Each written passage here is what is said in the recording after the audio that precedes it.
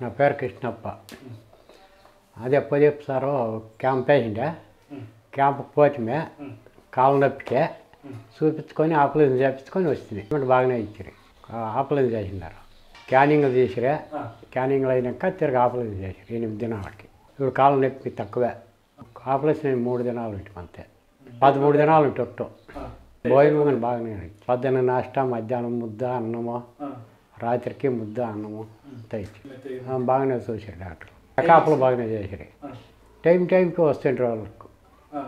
పొద్దున్న 8 గంటలకే, తిరిగి మధ్యాహ్నం 1 గంటకే, సాయంకాలం 5 గంటలకే వచ్చి మాట్లాడతారు. పొద్దున్నే పిట్టో తాగితే చిత్రాన్నం ఇస్తుండ్రే, తిరిగి మధ్యాహ్నం ముద్ద అన్నము, రాత్రికి ముద్ద అన్నము.